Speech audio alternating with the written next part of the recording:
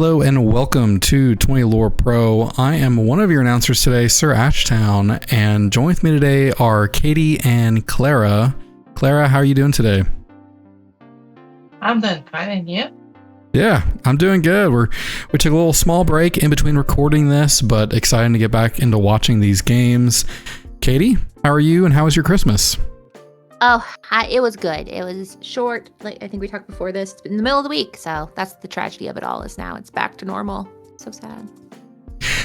Yeah, my Christmas was good as well. It's back to work for me, but always glad to get a chance to talk Lorcana, kind of get to see what's new going on as we are watching Charlie's Collectible Show's Lorcana 10K here. This was at Stone Mountain, Georgia, and it was December 14th, 15th. But we're watching Kendall, aka Noimnot. He was chosen as the community pro for 20 Lore Pro. There was a community poll where you, the audience, got to pick who we were going to watch and record the entire tournament. We didn't get to watch it live, but you're getting to watch it now here on the YouTube videos. So glad to have both Katie and Clara here today. Excited to be here and excited to go deeper into the Kendall lore and seeing how his tournament went. Yeah, on episode 3 of the Candle Show, let's see what is happening. Exactly, yeah. So we're in round 3. So he's done the mirror, he's done Amethyst Emerald, and now it is my least favorite deck, but that's just a personal bias. It is Ruby Sapphire, which is always a fun deck. It's like going against a time clock, but they both have Ruby, so they both have that on their side where, you know, at least the most scary things they both have, usually. Yep. So as a Ruby Sapphire wants to ramp quickly to have like the big threats before Ruby Amethyst. Ruby Amethyst is able to push consistently throughout the game, so it will be interesting who would be able to take control of the games. Yeah, and I always find it interesting. We might see this where, you know, we know that Sapphire is all about ramping, but we know Kendall's deck has a couple cards that, you know, are going to make it where the king, his opponent here, is going to want to try to disrupt. We know that's that classic line of play of Flynn into Sisu, and he has to make a choice. Do I want to keep ramping? Do I want to try to deal with what Kendall's up to? So that's always interesting to see in these matchups is he going to let Kendall do what he wants while he's ramping, or is he going to stop and try to meddle in Kendall's master plan? Interesting thing here is we have already a red card, Sell the Azurite Sea, on turn 2. That makes it so that the king was able to play a second ice block. Yeah, that is, as we know, the ice block is made all the more powerful by our dear friend Giant Sisu, which is not her technical name, but, you know, the big bad Sisu shift target, not shift target, but the shift empowered sibling. So having 2 ice blocks, it's good for all of that. It can bring down the power to make a target on that Sisu, but it also can be Tamatoa food. So, and Hiram food, as we just saw there, as he goes ahead and banishes that ice block to draw 2 cards. So they're just good all around for multi-purposes. Yeah, well, we all know Hiram really loves those icy treats. It does. It's more on brand when he eats the ice block and the popsicle than when he eats a Fortisphere. I find that much more flavorful in my mind. Now, Kendall is using the power of the Chernobog to draw some cards. Not exactly the most powerful thing in the world, but as we know, this deck does have some late game play, so it's not always the worst thing either. He is going to brawl away that Hiram, which always feels so good to say, okay, you got your 2 cards, get out of here. But unfortunately, that also means that's his whole turn. So. But it's not that much of a loss here because negating card trap from Ruby Sapphire is key here, and maybe Kendall really wanted to dig deeper to be able to find that brawl that was essential for this turn. Exactly. Yeah, because I mean, at the end of the day, it's kind of they're both trying to disrupt each other's evil plan. At the end of the day, Hiram is the best when he can stay on the board and keep getting two cards over and over again. In this case, he only got 2 cards out of him, and then it's kind of okay, on to the next. In this case, playing a Chicha, which you don't actually see all the time. So exciting to see her on the board. I really like the Chicha with the Fishbowl Quill because you have consistent card draw every turn. In terms of consistency, it means that you can ramp without getting a disadvantage in your hand. Yeah, and I'm looking at Chicha. It's so funny. Every once in a while you see a card where like, hey, where'd you get that? But that's one where it's just an alternate way to ramp. And then going straight into that Maui Shark, which is a card where it's a little bit dangerous. It's something where I feel like he has such a big target on his back. I rarely get to see him do as many cool things as I want him to do. But it is one of the more exciting cards of this latest set. Mm-hmm. I believe that it is not necessarily bad that is out there. Like, we have a depot in hand. So probably dodging a removal on Chicha, allowing you to further your cards in hand. But we know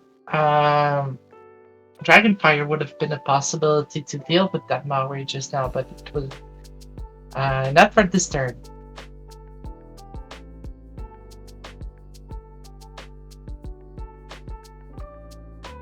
Alright, Instead, yeah, he went ahead and brawled the poor Chicha, which seems unfair. She's just a mom, but yeah, but that mom is too efficient for the Kings, and Kendall knows it. a mother of 3, so obviously, get her out of there before she does more. And he's continuing to ramp, which is always a scary thing. The King, anything against Sapphire, you're like, okay, you got enough ink, right? And they're like, no, I'm gonna, which in this case he did visions as well. So he's digging, he's getting more ink. So it is scary being against Sapphire because every turn gets you closer to more scary things. In this case, we do see big Sisu in hand, Ice Block still on the board. So interesting to see what he's gonna keep here. And it looks like he did keep that empowered. The Sisus get me because they all have very similar names, but Big Sisu is what I will lovingly call him. Not the official name. Yeah, I know. Well, right now we can get away with saying Sisu. So, yeah.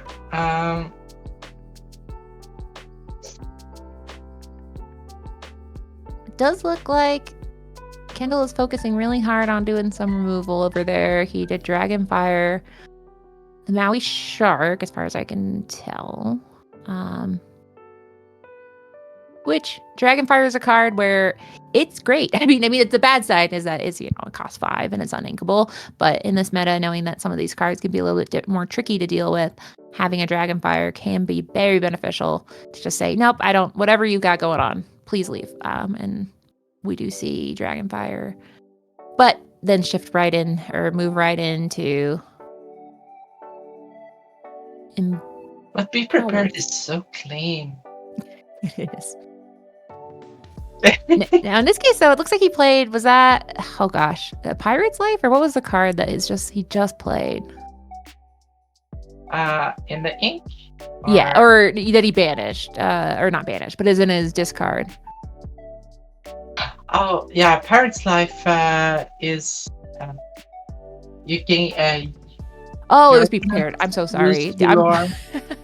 I'm testing you on a card that's not even out there. But yes, thank you. That was Be Prepared. The signature got me. I was like, well, that's not Be Prepared. That's something completely different. But no, that is a signature, an extra fancy Be Prepared.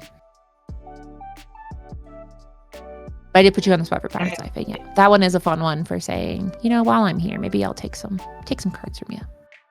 Or take some lore from you. We do see there's a be prepared on the other side too. So that is the fun part of these board wipes is it feels very retaliatory where somebody says, how about I wipe your board and then you play cards and I'll wipe your board.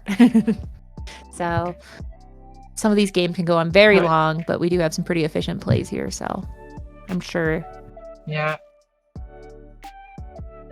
And without the key card draw from Ruby Sapphire, Ruby Amethyst is able to outdraw Red Blue here. And that can be quite dangerous because then you can put pressure and you're making it so that your opponent has to respond to it with minimal resources that they have right now. So that can get dangerous real quick.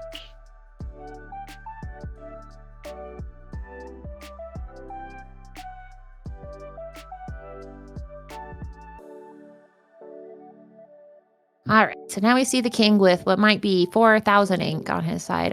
It's tough to say. Looks like at least 5, 9, at least 10 ink on his side. So he's moving over to the play line of Tamatoa.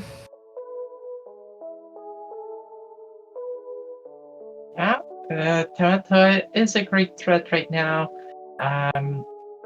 So all in all, it's a 5 lore potential.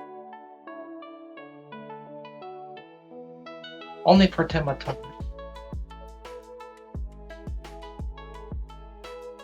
Now, it's interesting at this point because it's that mutually assured destruction of two players playing Be Prepared, where you're getting to the point where it's like, okay, how one side, Kendall, gets to draw 2 cards if he has a Be Prepared and decides to play it, while the king is suddenly at a place where he's got 4 items, he's got a Tamatoa, he doesn't want to get rid of that if he doesn't have to, but Elsa says, I'm going to unfortunately come in, exert you, and then get rid of Tamatoa anyway. So now that Be Prepared becomes a little less of a problem.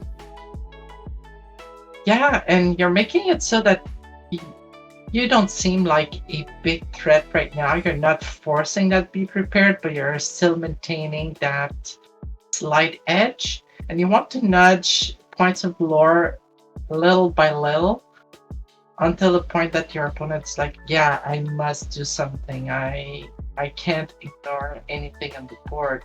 So forcing the opponent into a position of using the Be Prepared is where you know that you're winning.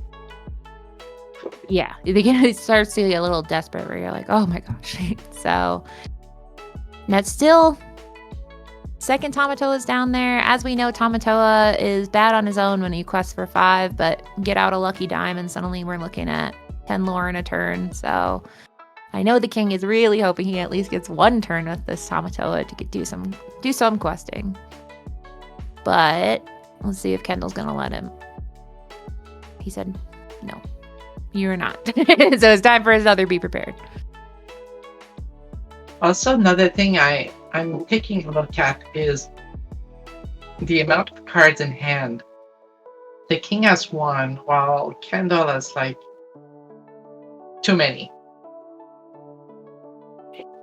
Yes. Yeah, that's the other thing too. You look across at your opponent and you go, okay, so you have seemingly infinite ink, seemingly infinite cards in hand. What is going on? And then in drawing more cards. So it's not fun to be scrambling against the king in his board state. It feels good to wipe it, but as you know, there's usually only so many Be Prepareds in a deck, and how many outs does he have? Now, I do know he could technically have, like we just saw here, Madame Medusa, which is another great way for some spot removal. He also runs some Lady Tremaine. So he's not out of answers. I mean, and then we obviously have our rushing in with Maui, and he also has, I believe, 1 copy of Sisu, the larger Sisu, Empowered, Emboldened. I'll get it right. One day, Empowered Sibling, which he could technically shift into next turn.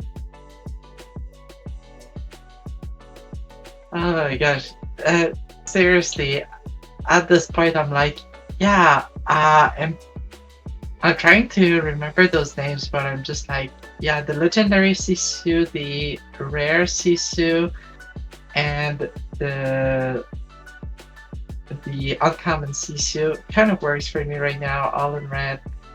I know, yeah. It tests you. It tests your memory. I'm always like, there's human Sisu, baby Sisu, and big Sisu. Can we use those? Now, Kendall also has a pretty big... I mean, I'm saying that the king has a lot of ink. Kendall's also... They're both really testing the limits of how many cards you can ink in a game. Now, he is playing his cards first, which is never something you want to see. Quest before you play anything. Is he gonna do it? No. All right. But he is going to play Merlin Goat with Never Hurts. But he could be preparing to get 2 off that. No, now he's Fish Up. He's filled with surprises. Okay. I wonder why the probably giving evasive on this until the start of your next turn. Okay. So that line of play, yeah, protect the Sisu. So 5 ink to protect the Sisu, and it kind of telegraphs your opponent that you have a big Sisu in hand. So he says, and it's interesting because you always wonder with plays like this, are they doing it because they're hoping you do the be prepared like he did here, where he's like, no, I simply will not let you? Or was it truly just because, he's like, well, I'll get a lure off my goat. Now I only need to, I'll do a little bit of bouncing. I'm at 16, you're at 5. Maybe I can right rows and goat my way through this win. We do see him put down another goat. So he's kind of in that place where he's like, I can wiggle out some lore each turn. Oh, a bounce and it's over. And we don't have that. And evasive? Oh no. Is it evasive or +3? The Maui's Fishhook? Let's see here. Yeah, you can choose either one.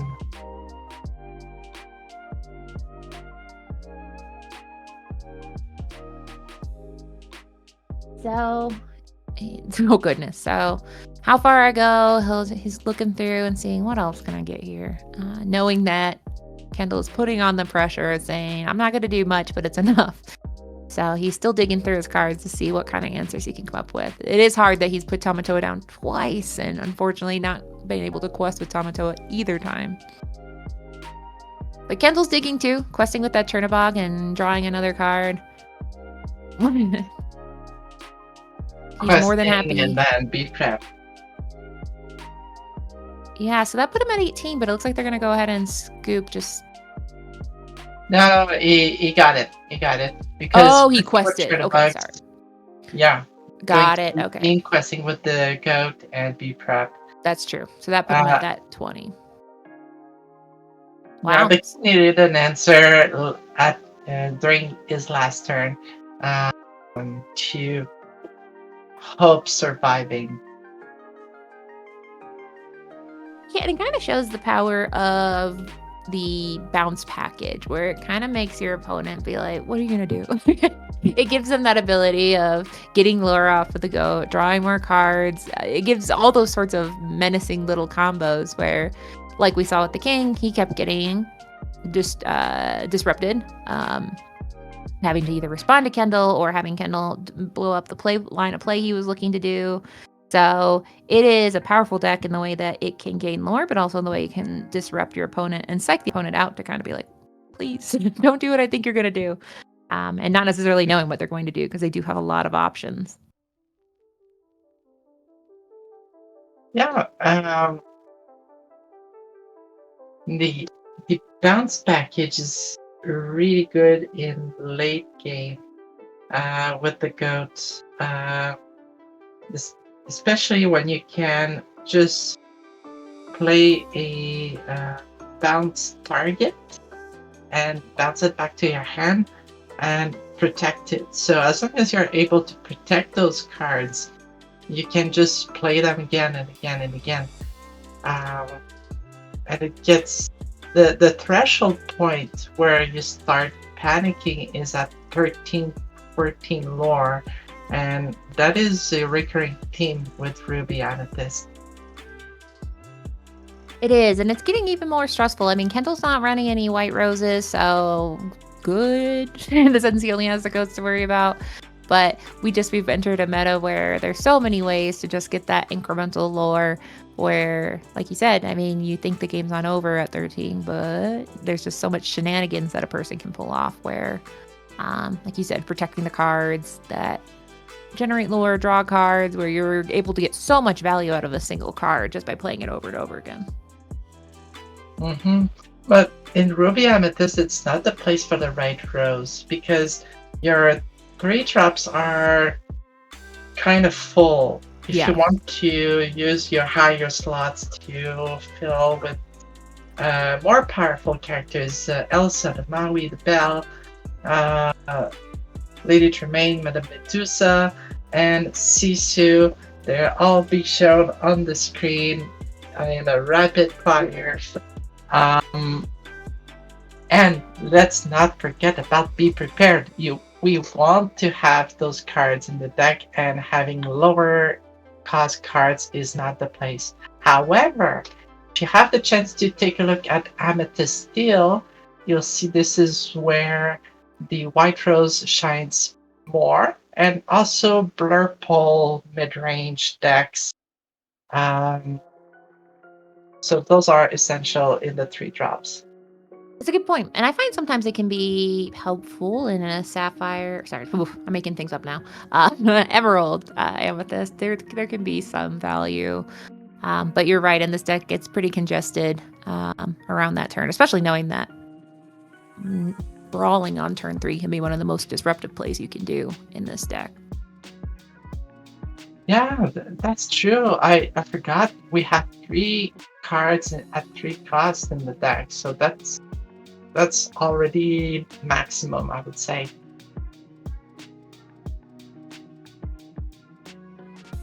And it seems that I'm kind of blind because Preds on the other side is also another 3 cost. But I rarely count songs as their initial cost. Yeah, the hard casting where I'm like, oh, I have to pay for this. So yeah, in a perfect world, it costs nothing and you get to sing it. But you're right. There are times, things are not going great when you see someone pay the full 3 to have to play Friends on the other side. No, but we can see what is going well. It is in the game right now. Both players have their good initial setup. The Broom and Flynn. And on the other side, we have a Chicha. So both are doing well.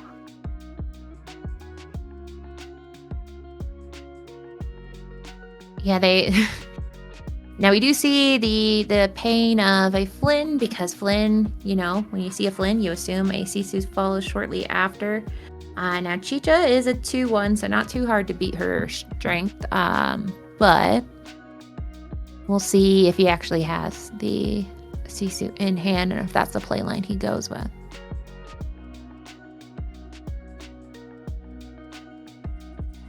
Also, if you want to capitalize on the strength value that Flynn can give you, yes, Sisu is there, but Madame Fox is a good replacement too.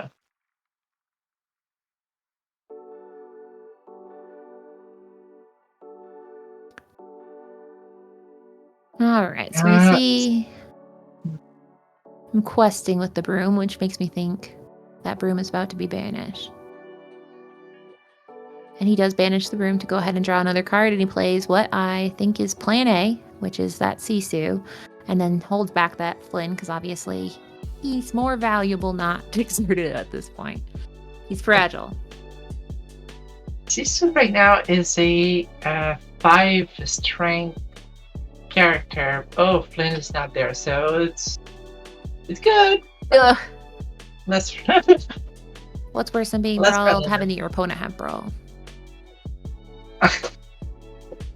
So as we see, the play line is a little bit disturbed there, which is good in the sense that, you know, he was able to get rid of that 3 lore that Kendall would get if he did not get rid of Flynn, but then maybe not ideal in the sense that anytime you are stopping to do some kind of removal, you are also stopping to play characters or ramp, which being faster is one of the greater advantages of playing a deck like the King.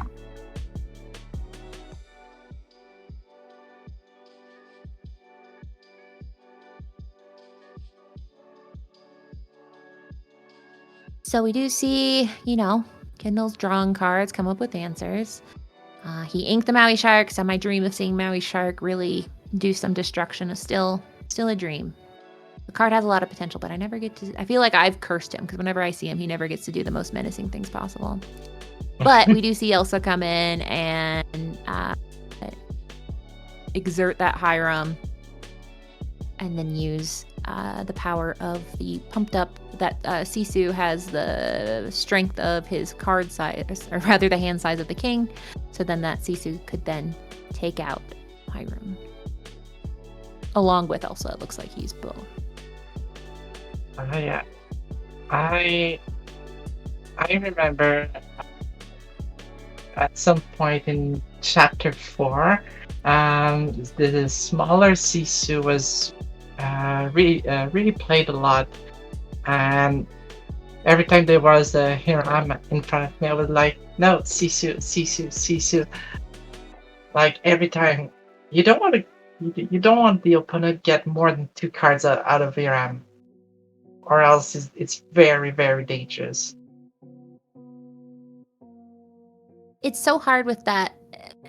The line of play that Kendall has here, the more predictable your line of play is, I sometimes find the more higher risk it is, because I mean, you know, when your opponent knows exactly what you're trying to do, then your opponent's going to put most of their thought process into trying to disrupt it.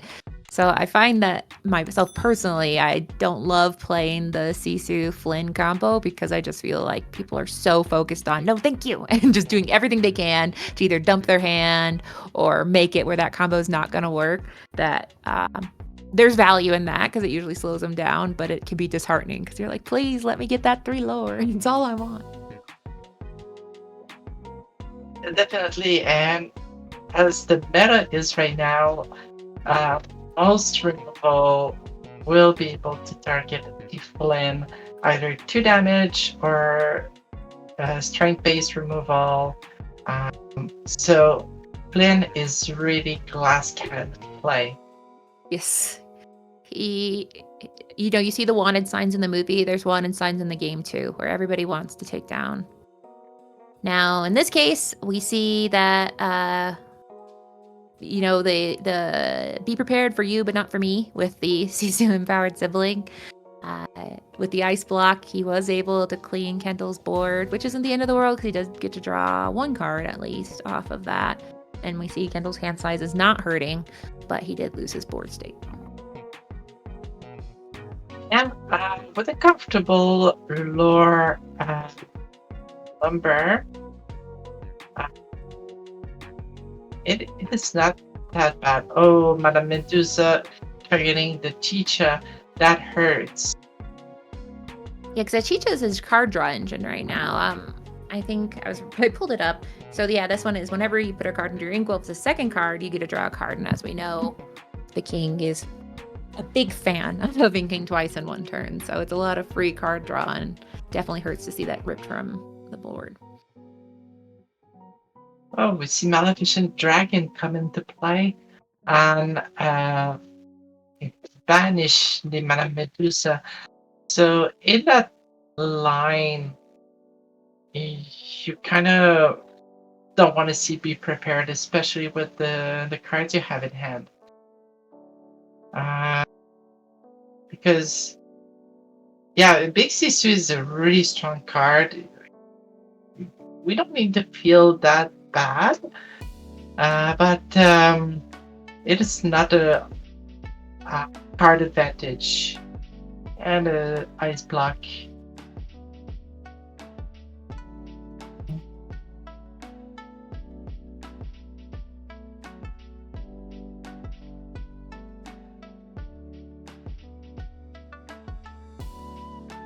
Oy. So yeah, the King is building up a pretty oppressive board. Nothing a Be Prepared can't handle, but as we see, he is able to get some value. He went from being down by 7 to up by 1 with the power of a Maleficent. It's just a dragon party over there. Oh, this is Be Prepared to Bust or Yes. Dragon Fire. Which it's hard because you do see him digging deep, playing a rabbit, bouncing the rabbit. Able to get rid of one of the dragons, or one of the dragons. I'm just going to call them all dragons. One of the Sisus. And then go ahead and ink because we're still looking across the board at 5 lore next turn. But with the lucky dime, 8. It's a potential 8. So bringing us back to 17. Oh, Gramatala.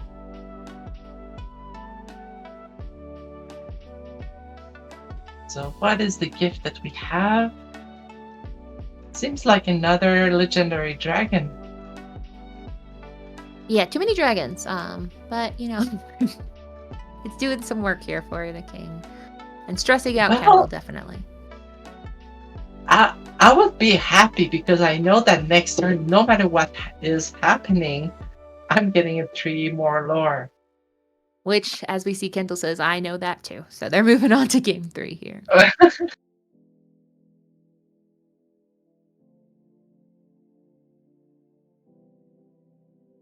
So we now have seen both decks do what they do best. Both of them are control decks. So, I mean, obviously we can see it's kind of who's got the control when they need it, and being able to quest before the other person gets the cards they need. In this case, obviously, Be Prepared or Sisu, which, you know, Sisu becomes all the more menacing with the king and his ice blocks.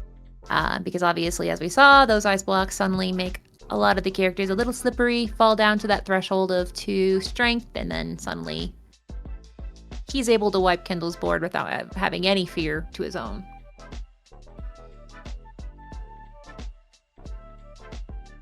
Yeah, Ruby Sapphire packages can be really like high in cost, but high in reward at the same time. They have a lot of clean answers to most threatening boards in the meta, especially with the help of the ice block. Any strength-based removal is augmented. Yeah, you never want to. I think it's like, what is it in Princess Bride, where it's you don't want to be in a lying match with Sicilian or something to those effects. You never want to be in a top deck against a Ruby Sapphire because they have more ink than you, and they have lots of cards that are going to make you suffer. So they need from more in top deck mode. Kendall is sitting very pretty with many, many cards, but you know, the king is very lucky where most of his cards on the top end of his deck are going to do some pretty sinister things that Kendall necessarily won't love. Most decks aren't going to love to see the things that you do on the top end of your curve.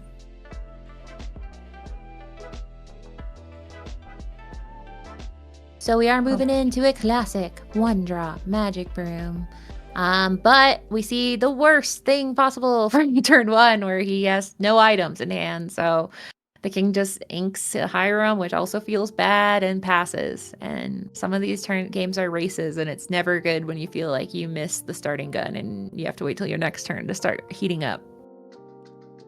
Yeah, but it is not as punishing as before. The reason is, before set 6, we didn't have Sail the Azurite Sea. And what this card allows you to do is, as we can see, drawing a card and inking an additional card, after which you can just play your 1-drop item easily.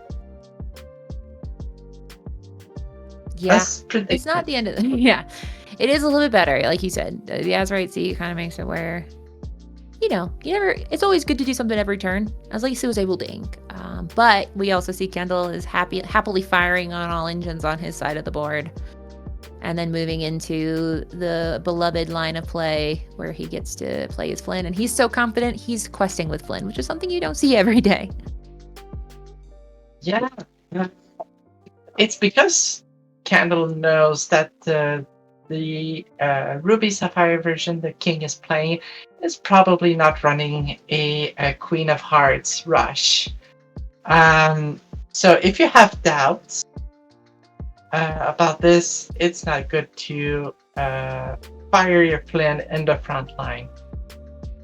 That is a good point. At this point, they played 2 games onto their third. So he's like, I'm pretty sure you don't have Queen of Hearts. Or if you do, you haven't found her yet. So in this case, he's like, whatever. I get 1 lore. He's probably going to live till next turn. And he was right. So he gets his 3 lore, got an extra lore for questing. And then now he's moving into drawing a card and still knowing that the king could brawl, could Maui into it. But he's already gotten some pretty good value off of that Flynn. So it has been 2 turns. It's crushing.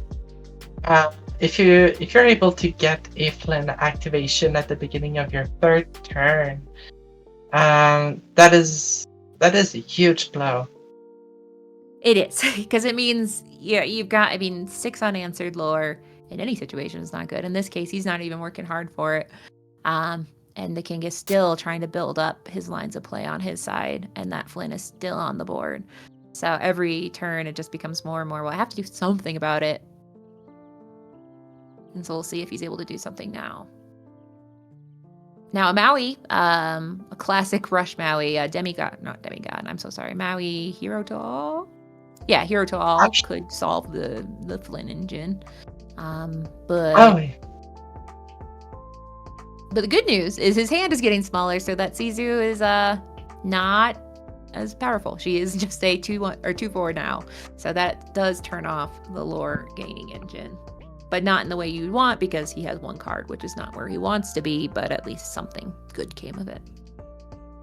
At the very least, because it was not done, it would have been almost game, like a formality.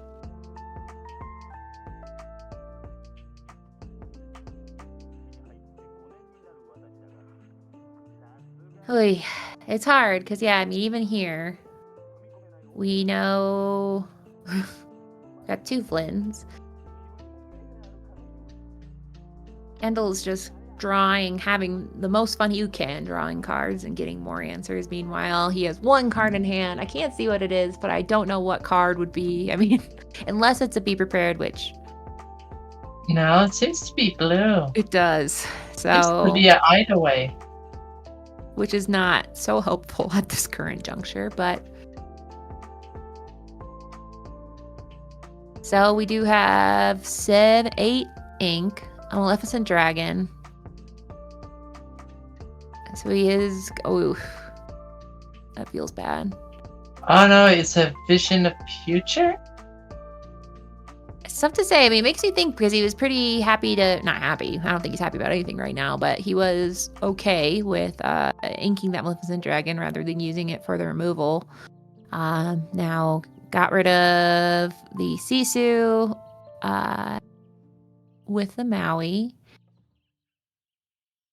He did return... Returning the action back to hand? Okay, so he's digging. Oh. Yeah, digging. But is it enough?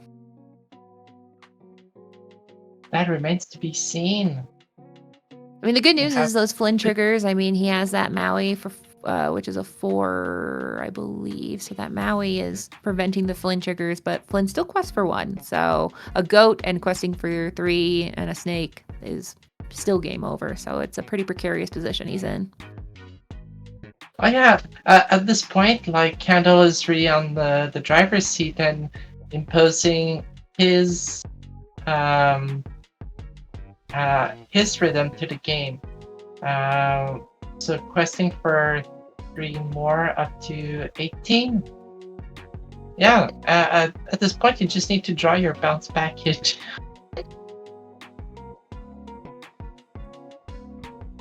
Or just continue to crush your opponent's resources with the Meta Medusa. That works. Yeah, he's doing all the things he needs to. It's so sad when you see just a little Flynn, a little 2/2 questing for 1, and that being enough to put the pressure on. But at this case, having that Flynn unanswered for 2 turns is enough to really pay in dividends, where he's just sitting at a point where a simple goat and a snake away from victory. And obviously his board state of 4 cards.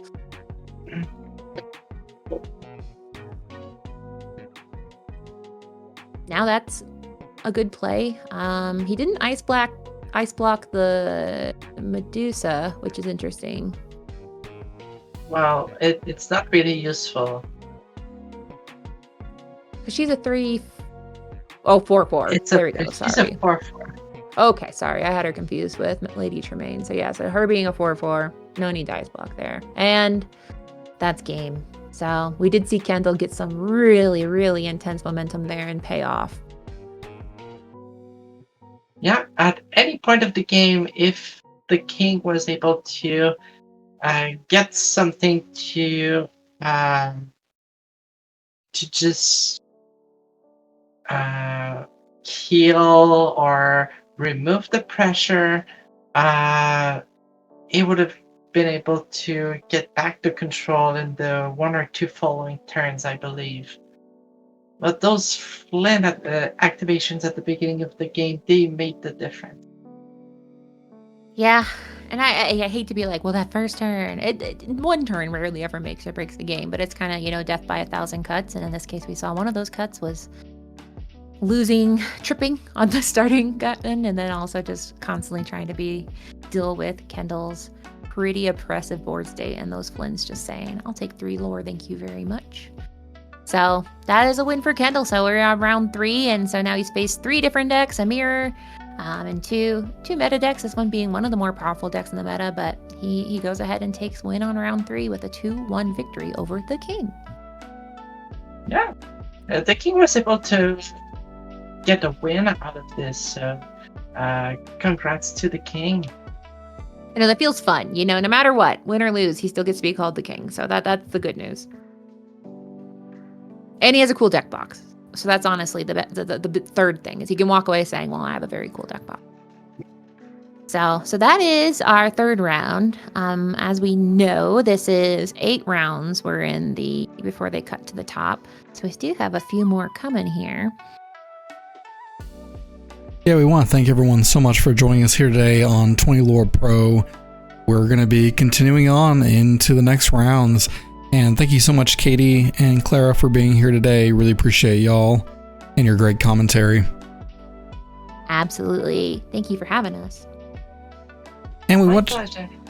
Yeah, thank you. And we just want to give a big shout out real quick. Those playmats that you're seeing right before you, so beautiful. The artwork was done by Diamond Ink Apparel. The artist, Miguel Angel, he does all the artwork for 20 Lore Pro, has been a great contributor to the community. And those playmats were given to the top 4 of the 10K tournament. And so we want to thank Diamond Ink Apparel for doing the artwork, and GFQ Underground for printing those playmats. They took the artwork that Miguel made and they printed it, and the playmats turned out amazing. So thank you to those partners of the 20 Lore Pro community. And again, thank you all so much for joining us today. We're going to return here in a little bit for round 4.